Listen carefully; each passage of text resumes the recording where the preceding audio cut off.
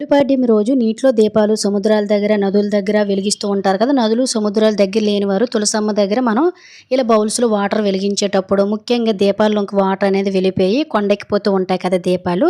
ఇలా దీపాలు వెలుగుతున్న సేపు అందంగా ఇలా కనబడాలి. అలాగే మనకి ఒక్క చుక్క వాటర్ లోనకి పోకుండా ఉండాలంటే సింపుల్‌గా ఇలా ట్రై చేయండి. సిల్వర్ ఫాయిల్ ఉంటుంది కదా! దాన్ని తీసుకొని వీడియోలో చూపిస్తున్న విధంగా మీకు నచ్చిన సైజుని చేసుకోవచ్చండి. నేనైతే ఒక ప్రమిదని పెట్టుకొని ఇలా అచ్చు దింపేసాననమాట. ఎక్స్‌ట్రాగా ఉండే సిల్వర్ ఫాయిల్ అంతా కూడా కట్ చేసేసాను.